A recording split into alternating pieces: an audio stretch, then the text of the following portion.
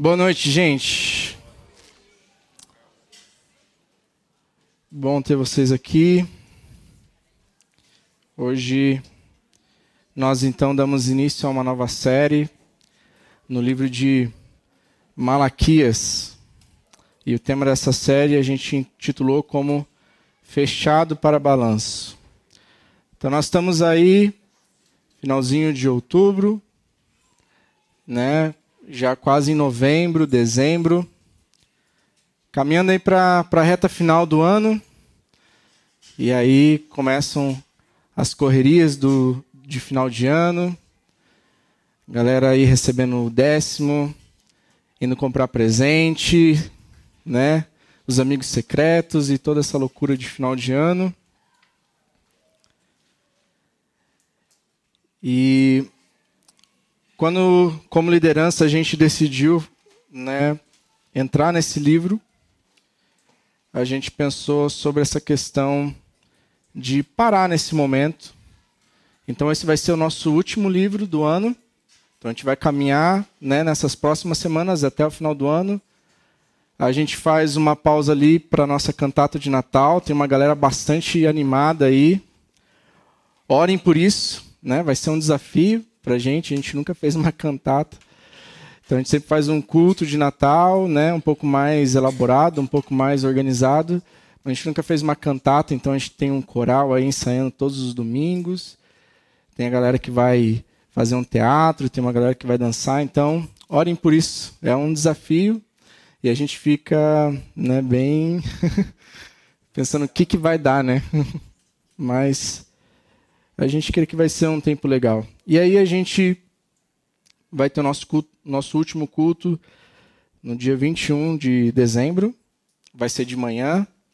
A gente vai fazer um churrasco aqui. E aí a gente vai encerrar o ano e a gente faz aquela pausinha para o próximo ano. Então, fica aí a nossa programação. Essa palavra balanço, ela me dá alguns gatilhos emocionais.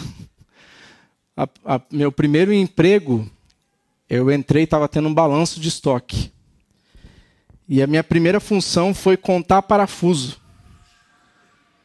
E aí eu cheguei e tinha que contar aquele monte de parafuso. Eu nem sabia que existia tanto tipo de parafuso.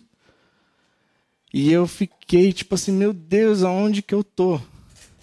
E eu nem descobri quais eram as minhas outras funções, porque eu pedi para sair. E eu nem imaginava, assim, qual que era a função daquilo. Eu só estava, tipo assim, eu era adolescente, né? Então eu estava lá, tipo, sério mesmo, acho que isso é um castigo, na verdade. Isso não é um trabalho. E meu pai trabalhava nessa empresa, então eu achava realmente... Sabe que meu pai falou para alguém? Falou assim, coloca ele lá no almoxarifado e manda ele contar os parafusos. E não era só contar, tinha que pegar o paquímetro e olhar as espessuras de cada parafuso, porque às vezes eles podiam estar misturados. Então, meu Deus, era tipo assim, passei semanas contando parafuso e eu falei, não é isso que eu quero para a minha vida. Mas um pouco tempo depois, eu não fugi dessa área, e aí eu fui trabalhar com planejamento e programação de produção, e a gente tinha também que cuidar do estoque, e de tempo em tempo a gente fazia o balanço, e tinha um momento, né, da empresa que a gente fechava, e aí a gente contava todos os materiais, e a gente fazia um relatório e entregava para o dono da empresa, né? E aí o dono da empresa olhava e via, tipo assim, como a empresa estava naquele momento em relação ao seu estoque, né? Então, talvez uma matéria-prima que não tem muita saída e que tinha um estoque alto, talvez um produto acabado que já estava lá há muitos anos e que precisava ser feito alguma coisa para poder ter uma saída. Enfim, com base nisso, o dono tinha a possibilidade de tomar decisões. E o intuito dessa série é muito semelhante a isso, para a gente talvez parar um pouco e poder refletir como está o nosso relacionamento com Deus. E a gente vai fazer isso olhando um pouco para a história do povo de Israel. E antes da gente entrar no texto, como já é de costume, a gente tem esse momento de dar uma introdução acerca do livro, né? tem uma frase que eu acho que é já um domínio popular, não sei de quem que é, né? Que diz que o texto sem contexto é pretexto para heresia, né?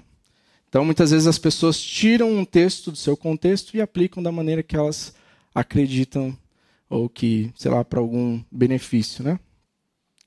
Então, às vezes é muito importante a gente, antes de entrar no livro, a gente poder dar esse contexto, até porque esse é um livro talvez um pouco queimado, né? Talvez você pense, pô, Malaquias, já vai pedir meu dinheiro, né? E talvez nem perceba o quanto tem de informação e o quanto tem de princípios e valores nesse livro para a gente, nos nossos dias, e não se trata de dinheiro. E eu queria começar um pouquinho antes, né, falando um pouco da história do povo de Israel. E eu tenho uma dificuldade assim para poder entrar assim muito de cara no contexto mais assim muito próximo ali, porque talvez tenham pessoas aqui novas e talvez assim, Israel, quem é Israel? O que é isso, né? Da onde é isso? Então, só para vocês entenderem, eu não vou me estender muito, é um breve resumo mesmo. O povo de Israel, ele é um povo formado por 12 famílias. Em um determinado momento da história, esse povo ele é dividido. E aí nós temos 10 famílias que ficam com o reino do norte, e nós temos 2 famílias e mais os levitas que ficam com o reino do sul. E no reino do sul ficava Jerusalém.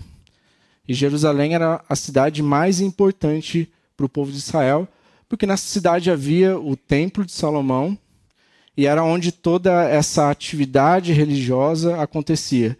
Então, todas as pessoas vinham de todos os lugares e iam até Jerusalém para cultuar o Senhor. Só que com a divisão do reino, o povo do norte ficou sem o templo. Mas eles deram um jeitinho, né? Não é só o brasileiro que dá o seu jeitinho. O povo também deu o seu jeito. E eles criaram bezerros de ouro e eles começaram a fazer adorações a esses bezerros. Eles criaram ali uma estrutura religiosa, algumas funções que só viam lá no templo. Então eles, vamos ter os nossos sacerdotes, vamos ter as pessoas aqui que vão fazer esse papel. E eles começam a se distanciar do Senhor. E eles começam a ir por um caminho muito mau. E o Senhor tenta trazer o seu povo de volta, o seu povo, né, obstinado ao pecado, afundado na idolatria. Em um determinado momento, eles têm esse reino do norte invadido pelos assírios. Isso mais ou menos 722 anos antes de Cristo. E eles nunca retomaram, eles nunca reconstruíram o templo, o reino. Eles foram dispersos. E o reino do sul tem seus altos e baixos, mas eles também, em um determinado momento, eles abandonam a Deus. Eles também entram nessa questão da idolatria. Eles começam a fazer coisas ruins aos olhos de Deus. Deus tenta também trazê-los de volta, mas em 586 a.C., o Império Babilônico invade então o Reino do Sul e eles destroem Jerusalém. Eles queimam as casas, destroem as casas, queimam o templo, saqueiam os itens de valor e levam o povo embora para a Babilônia. Então eles levam o projetor, máquina de café, cadeiras. E era não somente porque tinha valor, mas também porque era uma humilhação também. Imagina, né? A gente sendo invadido, daí o cara leva a nossa máquina de café e senta tomando um cafezinho olhando para a gente. Tipo, era uma questão de humilhação também. E foi um tempo muito difícil, né? Para quem já tem um tempo na igreja, para quem conhece a Bíblia e sabe um pouco da história do reinado de Nabucodonosor, sabe que foi um reinado difícil para o povo judeu. Mas se levantam profetas nesse tempo para dizer que haveria um fim, que aquilo não era para sempre. Então, por volta de 538 a.C., então vamos lá, 586 a.C., o Império da Babilônia invade Jerusalém. 538, o Império Medo-Persa, liderado pelo rei Sírio, conquista então a Babilônia. E ao invés deles pegarem o povo judeu e levarem para o seu reinado, para o seu país, o rei Sírio ele decide o seguinte: gente, vamos fazer um acordo aqui. Eu vou deixar vocês voltarem para o lugar de vocês. Vou deixar vocês voltarem para a cidade de vocês. E não só isso, toma aqui sua máquina de café, sua cadeira, seu projetor. Eu vou devolver os itens que foram saqueados e vou permitir que vocês voltem e reconstruam o templo. Mas vamos imaginar o seguinte: se a gente hoje pensasse em construir uma igreja, a gente provavelmente iria olhar para um terreno bacana, né, numa localização que a gente gostaria, se a gente tivesse condições de comprar. E aí a gente se juntaria e a gente pensaria, poxa, vamos atrás de um arquiteto, de um engenheiro, né, de um pedreiro. E aí a gente vai começar a construir isso. Só que aqui é diferente. E pense o seguinte, na primeira construção do primeiro templo, o povo não estava dividido. O povo era um. E não só o povo era um, como também eles tinham muitas condições. Eles tinham material para poder construir. O povo, eles se juntaram e eles entregaram essas ofertas para poder construir o templo. Então eles entregaram muito ouro, muita prata, eles entregaram tecidos, madeira. Agora o povo volta. Primeiro que não é o mesmo reino, não tem a mesma quantidade de pessoas, não tem o mesmo recurso, não tem toda aquela abundância de recurso, e eles têm que reconstruir isso. Imagina que quando eles construíram o primeiro templo, eles tinham uma mão de obra muito qualificada. Então tinha aquela pessoa que trabalhava muito bem com madeira, tinha aquela pessoa que trabalhava muito bem com tecido, tinha aquela pessoa que trabalhava muito bem com ouro. E agora eles estavam escassos de recurso, de mão de obra. E não só isso, eles chegaram e tudo estava destruído. Não sei quantos acompanharam, acho que muita gente tem acompanhado as notícias e tem visto, por exemplo, algumas publicações, né, que fizeram da faixa de Gaza antes e depois. E você olha e você fala, caramba, né? Destruição e pessoas voltando para suas casas e falando, eu nem sei onde é minha casa. Eu não consigo identificar a rua da minha casa. Não... Como você volta, sabe, para sua casa, se a sua casa está destruída, você nem sabe onde é a sua casa. E o povo voltou para Jerusalém e tudo estava destruído. E de cara eles começaram a enfrentar muita oposição para construir aquele templo. Oposição que fez com que eles parassem a construção. Mas Deus levanta profetas como Ageu, como Zacarias, para dizer, olha, não parem. Vai haver um tempo de grande bênção, de grande prosperidade, vai haver um tempo de expansão, de paz. Vai haver um retorno da glória de Deus. Vai haver uma pessoa que vai ser enviada e vai nos tirar desse domínio.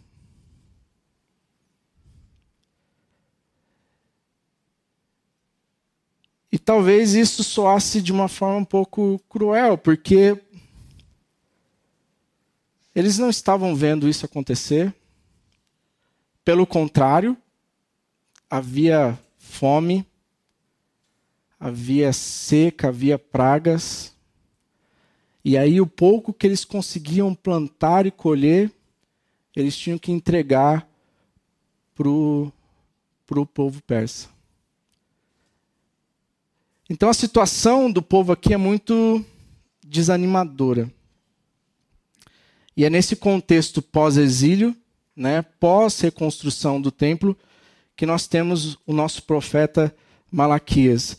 Embora a gente não tenha uma data aqui, a gente consegue pensar que Malaquias surge depois de 516, que é quando termina a construção do templo, porque a gente vai ver no decorrer do livro que as coisas estavam acontecendo no templo. Então a gente pode dizer que foi Malaquias, ele vem depois de 516. E antes da gente entrar no texto em si, eu acho que talvez a gente já tenha algo para refletir aqui, que é como a gente lida com a nossa fé diante dessas frustrações. Como a gente lida com a nossa vida com Deus, com o nosso relacionamento com Deus, quando as coisas não estão da maneira que nós pensamos, desejamos ou sonhamos. Como a gente lida, como a gente tem o nosso coração e a nossa fé em Deus diante desses momentos.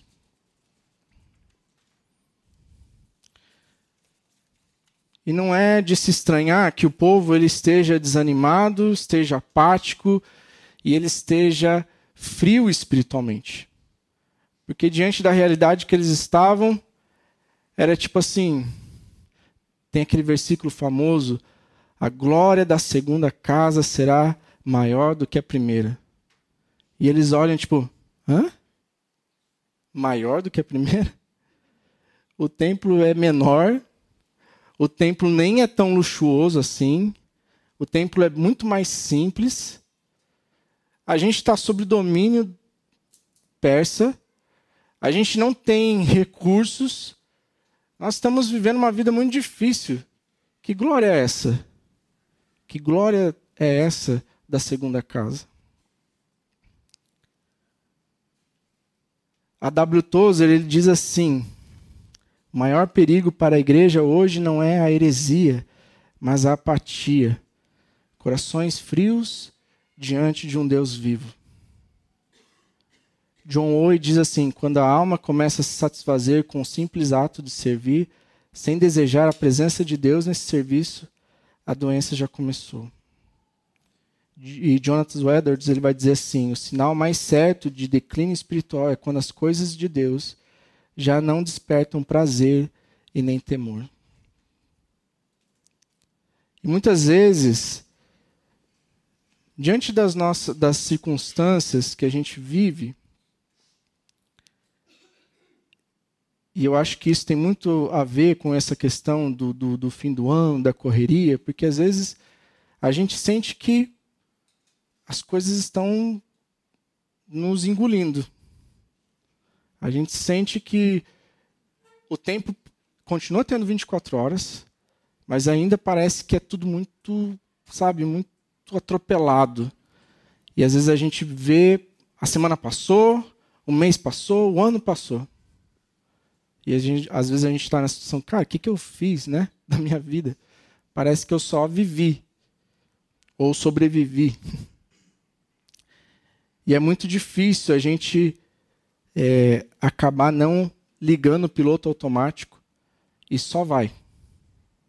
Sem pensar realmente naquilo que nós estamos fazendo, a forma como nós temos cultuado a Deus, a forma como nós temos nos relacionado com Ele.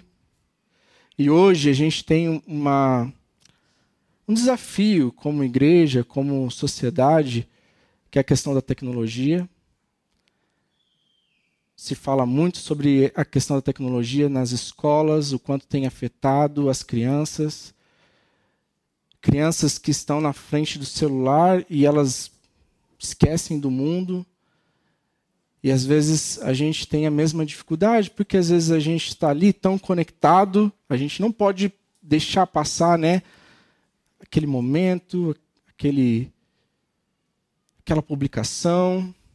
E às vezes a gente vem para a igreja, a gente está aqui, a gente sai e... Ok, passou o domingo. E eu falo isso porque algumas vezes, e quando a gente está ensinando aqui, a gente não está se colocando em um lugar de cima para baixo. A gente está aqui, olho a olho. Por isso que a gente não tem púlpito. Não, brincadeira, é porque não tem espaço mesmo. Mas a gente está nesse mesmo lugar. E muitas vezes eu fui para casa, tipo assim, caramba, eu fui para a igreja. O que aconteceu? Tipo, eu fui, e eu não lembro de nada. Porque às vezes nossa mente está, tipo assim, voando. E não é, tipo, não é à toa que a gente tem esse momento no culto de tempo de espera. Tipo assim, será que a gente inventou isso só para ser um legal? Não, porque realmente a gente, sabe, vem de casa, quem tem filho sabe. Você vem, meu Deus do céu, filho chora, esperneia. E aí você está assim, tipo, às vezes você sai de casa naquele caos. E aí você chega aqui na igreja, tipo, continua o caos. O filho corre, vai lá mexer no teclado, vai tocar bateria. E a mãe está assim, meu Deus. E a gente está assim, meu Deus, esse negócio é caro. E às vezes a gente se sente até meio que desanimado. Eu lembro que quando Samuel era pequeno, a minha esposa, ela teve esses momentos que ela falou assim, eu não quero ir para a igreja. Meu Deus, vai ser tipo aquele caos, vai ser mexendo nas coisas. E eu falava, não, vamos. É assim. Isso aqui é uma igreja. Temos crianças. E está tudo bem. A criança vai correr, vai mexer, vai gritar. E a gente tem que olhar para a beleza disso, de nós termos uma família, de nós termos crianças no nosso meio. Mas a gente, às vezes, pode estar muito no automático. E, às vezes, aqui em Malaquias, talvez isso pela condição do povo, pela situação em que eles estavam vivendo. Mas eu acho que não é só por uma questão de dificuldade, não é só por uma questão de viver tempos difíceis. Porque se a gente for olhar para a igreja em Laodiceia, eles estavam numa cidade boa. Eles estavam vivendo um tempo bom. E o que Jesus fala para eles? Jesus pega aquilo que chamava a atenção na cidade e fala, olha, vocês acham que vocês são ricos, porque a cidade era próspera, porque era uma cidade rica, mas vocês são pobres.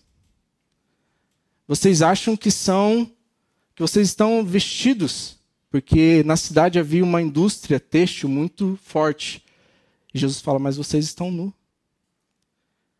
Jesus fala, vocês acham que vocês estão sãos, que vocês estão enxergando bem, porque lá tinha uma indústria médica e tinha um colírio para os olhos, e ele fala, vocês estão cegos.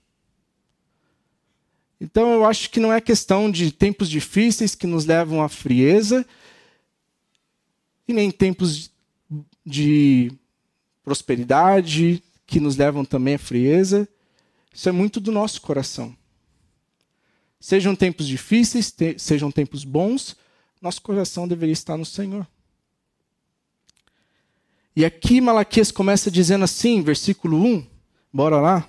Todo mundo, vamos para o texto.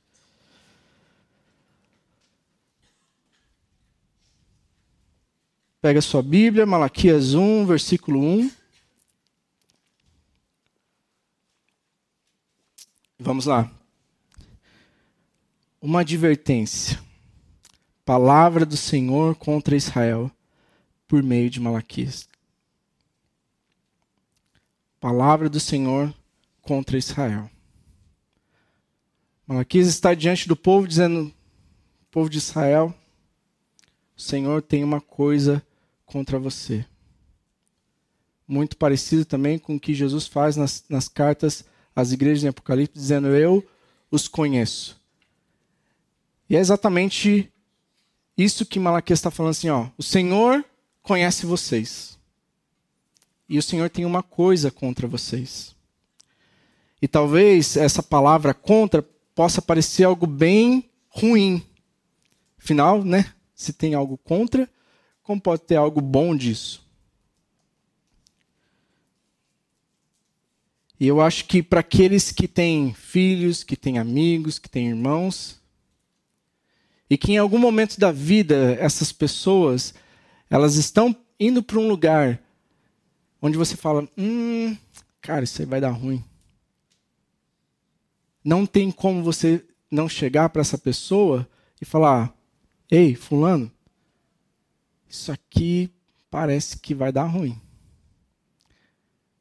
Às vezes em casa a gente senta e a gente começa a conversar e aí fala, olha, você tem feito coisas, você tem falado coisas, você tem agido de uma forma que me preocupa.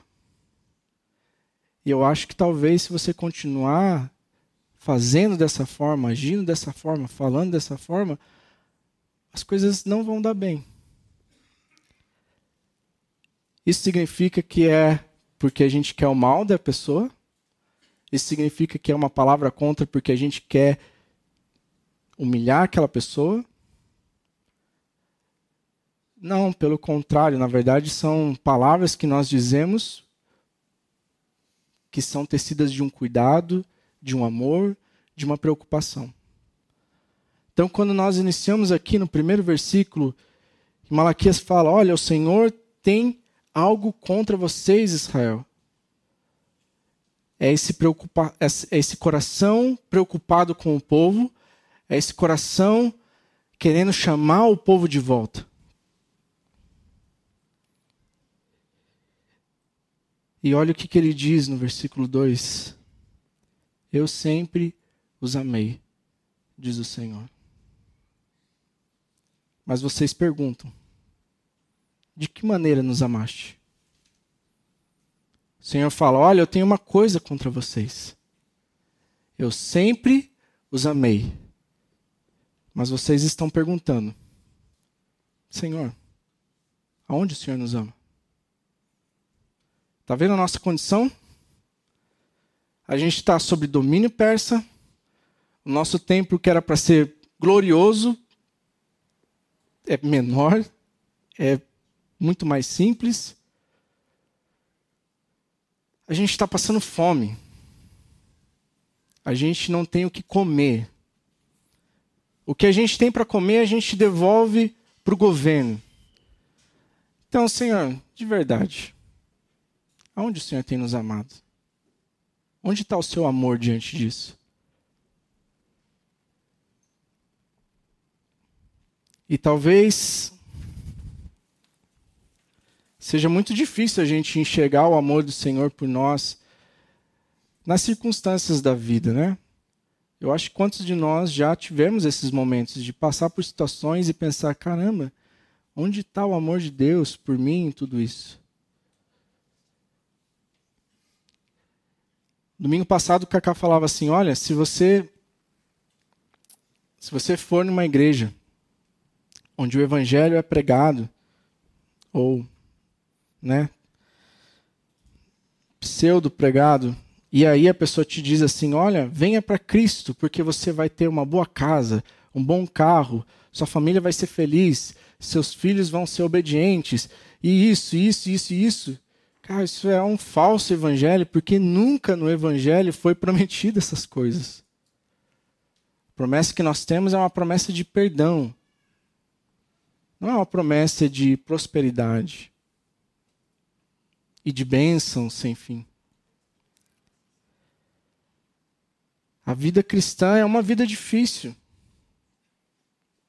E muitas vezes a gente pode se colocar nesse lugar do povo de Israel pensando, Senhor, aonde o Senhor tem me amado? Sabe, diante das minhas frustrações, diante da minha tristeza, diante de situações que eu sonhei, desejei tanto e que ruíram. Onde está o seu amor em tudo isso?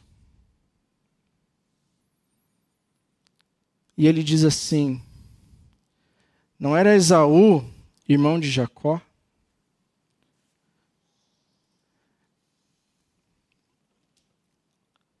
Não era Esaú irmão de Jacó, declara o Senhor. Todavia eu amei Jacó. E aí Jesus fala assim: Israel, tenho algo contra vocês. Eu sempre os amei. Mas vocês perguntam: aonde o Senhor tem nos amado? Como diante de tudo isso a gente pode ver o seu amor? E ele responde: Esaú e Jacó não eram irmãos? E aí a gente volta um pouco para a história de Esaú e Jacó. Jacó, quando ele nasce agarrado ao calcanhar do seu irmão. O próprio nome de Jacó significa agarrador de calcanhar. E era como uma gíria que dava uma conotação de alguém que era aproveitador, de alguém que era trapaceiro. Só que isso não se limitou só no nome dele. Ele realmente foi esse cara enganador e trapaceiro.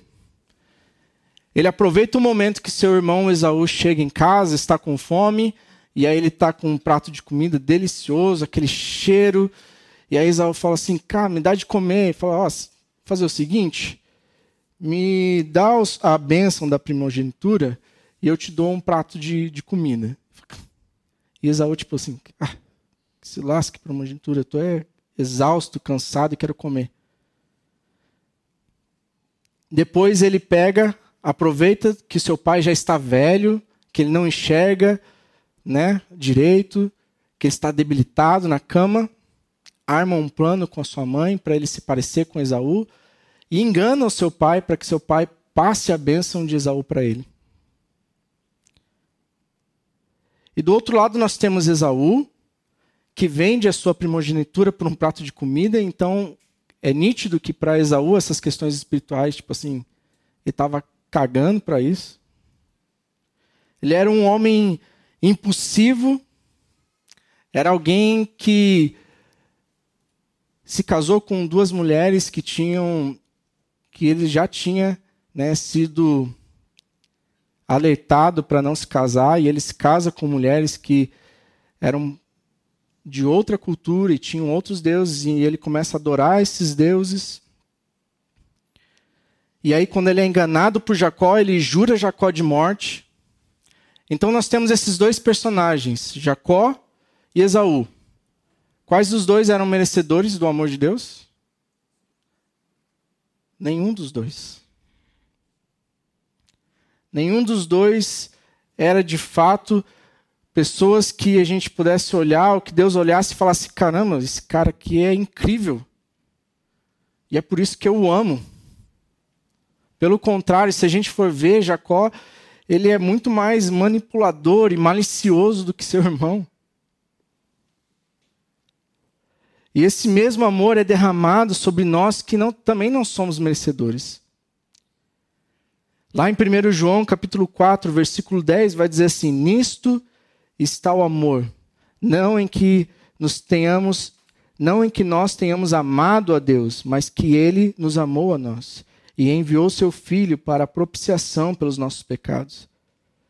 E Paulo vai falar em Romanos 5,10, porque se nós, sendo inimigos, fomos reconciliados com Deus pela morte do seu Filho, muito mais, tendo sido já reconciliados, seremos salvos pela sua vida. Sendo nós inimigos. Qual é o mérito que a gente tem para receber o amor de Deus? O que a gente fez para receber esse amor? Ou o que a gente pode fazer para que realmente a gente seja digno desse amor? Então, Deus está falando: Israel, porque Jacó, ele tem seu nome depois mudado para Israel. Jacó era o pai desses 12 irmãos que eu falei no início, que formam as tribos de Israel, o povo de Israel. E ele fala: Israel, olha isso aqui. Esaú e Jacó eram irmãos. E eu amei Jacó. E Jacó merecia esse amor? Não.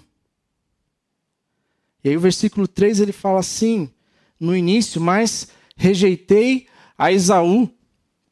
E talvez você possa olhar para isso e pensar, poxa, né, que coisa feia, né? Deus amou Jacó e aí ele rejeita Esaú, do tipo assim, sai daqui, não quero nada com você.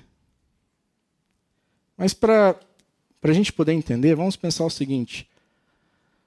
Vamos supor que tem um grupo de jovens aqui. E aí tem aquele rapazinho que olha para aquela jovem e aí seu coração começa a palpitar mais forte, seu olho brilha, e aí ele chama aquela irmãzinha para tomar uma Coca-Cola, comer um cachorro-quente. E aí os dois se conhecem, começam a namorar, eles se casam. E aí eles estão aqui na igreja, casados. E tem aquele grupo de meninas ainda. Nesse sentido, aquele menino rejeitou aquelas meninas e aceitou uma outra como sua esposa. Nesse sentido, ele vai dar um tratamento especial para ela, vai ter um cuidado especial com ela, vai ter um amor diferente por ela. Não significa que ele vai odiar aquelas outras meninas, que ele vai falar assim, sai daqui que agora não tenho nada com vocês, mas ele ainda vai ter esse amor, o respeito e o cuidado que a gente tem como comunidade. Então Deus não rejeita Esaú dessa forma como muitos pensam, que é tipo assim, não quero nada com ele. O reverendo Hernandes Dias Lopes ele vai falar assim que Deus não predestina ninguém para o pecado. Então Deus não predestinou Esaú para que ele fosse condenado ao inferno. Mas a gente vê que Esaú, sim, tem seu coração obstinado ao pecado. Esaú não se importa com Deus, nem com as coisas de Deus. E ele vive uma vida deliberadamente longe do Senhor. Tanto que, quando o reino do sul é invadido, os descendentes de Esaú, eles comemoram. Eles ficam alegres. E não só eles se alegram com o reino do sul sendo dominado e invadido pela Babilônia, como eles ajudam a matar os judeus e também a levá-los cativos para a Babilônia.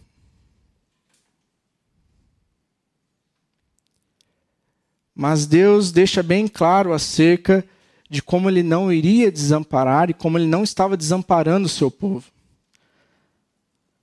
Tanto que ele continua dizendo assim, transformei suas montanhas, isso ele está se referindo a Esaú e a sua descendência, em terra devastada e a terra de sua herança em morada de chacais do deserto.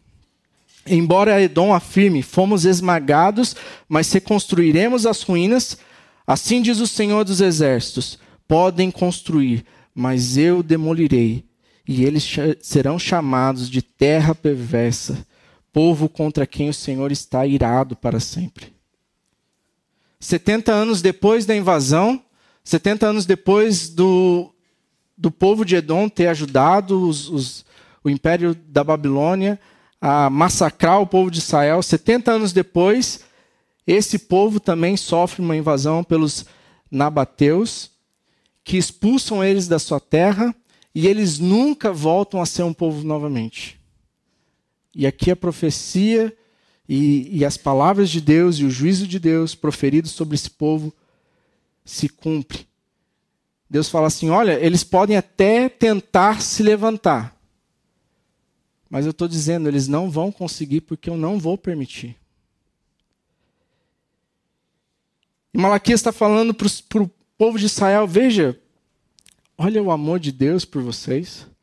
Olha que ele escolheu vocês, sendo vocês não merecedores. Olha como eu tenho cuidado de vocês, mesmo que pessoas se levantem, e mesmo que talvez para eles era muito difícil ouvir assim, Esaú e Jacó, e eles pensarem, caramba, mas os descendentes de Esaú nos ajudaram para invadir a nossa terra, mataram alguns dos nossos e levaram um dos nossos presos. Tipo assim, Deus, ainda assim, aonde está o seu amor nisso tudo, né? E Deus está falando, gente, o meu juízo vai vir sobre esse povo e por mais que esse povo tente se levantar, eu não vou permitir que eles se levantem. Agora, o povo de Israel não era um povo também merecedor. Sabe, não adianta a gente olhar, caramba, né, Deus fez isso porque o povo merecia, né? Não. O povo também havia pecado, o povo também tinha se afastado do Senhor. Só que esse povo estava tendo a oportunidade de reconstruir Jerusalém. Deus estava falando assim, esse povo ele vai tentar construir de novo, vai tentar voltar para a sua terra e tentar refazer a sua cidade, mas eu não vou permitir. Mas Israel, eu estou permitindo com que vocês voltem para a cidade de vocês e eu estou permitindo com que vocês reconstruam a cidade. Talvez a cidade não é como vocês sonhavam, talvez o templo não é como vocês desejavam, mas eu estou permitindo com que vocês reconstruam esse templo.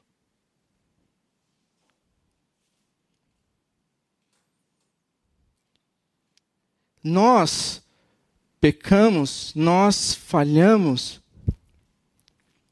E o que nós recebemos? Cristo. Para que nós tivéssemos a oportunidade de reconstruir o nosso relacionamento com Deus. Éramos inimigos de Deus, estávamos totalmente contrários a Deus, mas Deus envia o seu Filho para tomar o nosso lugar numa cruz, para nos oferecer salvação, nos trazer reconstrução, nos trazer paz com Deus.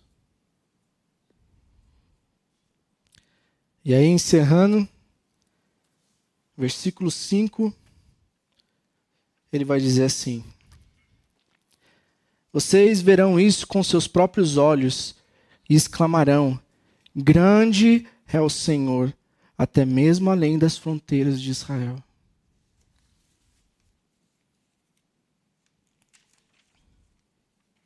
O texto começa com uma advertência. Olha, Israel, eu tenho uma coisa contra vocês.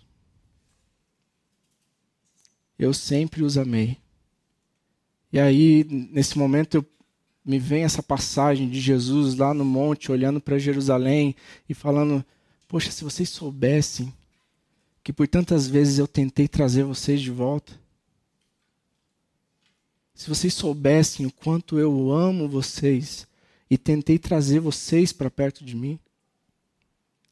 Só que o povo não enxergava isso e o povo estava apático e não enxergava, não conseguia reconhecer esse amor. Mas aqui no final ele diz assim, olha, quando vocês conseguirem realmente enxergar o amor que eu tenho por vocês, quando vocês realmente conseguirem enxergar aquilo que eu fiz por vocês, vocês vão me glorificar. E verão a minha glória, não só aqui, mas em todo lugar. Existe um chamado para nós que vai além dessas quatro paredes. Existe um chamado de Deus que, à medida que a gente vai olhando e vendo quão grande é o amor de Deus por nós, isso nos estimule, isso gera em nós um desejo de viver para a glória dele. Jesus vai dizer em Atos 1:8, e serão minhas testemunhas em Jerusalém, em toda a Judéia e Samaria e até os confins da terra. O apóstolo Pedro vai dizer lá em 1 Pedro, capítulo 2, versículo 9, diz assim, vocês, porém, são geração eleita, sacerdócio real, nação santa, povo exclusivo de Deus. E aqui o para não é para parar, mas é o propósito, para anunciar as grandezas daquele que os chamou das trevas para a sua maravilhosa luz. E às vezes a gente fala assim, vocês são geração eleita, sacerdócio real, nação santa, povo exclusivo de Deus, e a gente está assim, Cara, uhul. Mas continua. Para anunciar as grandezas daquele que os chamou. Às vezes a gente para só nesse começo. Poxa, somos geração eleita, somos sacerdócio real. Gente, mas qual que é o propósito disso? Para quê? Qual o motivo? O fim de todas as coisas é o louvor da glória de Deus. E que a gente possa refletir isso durante essa semana. Esse é o propósito dessa série. A gente parar e poder refletir um pouco como está a nossa vida. Como está o nosso relacionamento com o Senhor. Estamos frios, quentes ou mornos?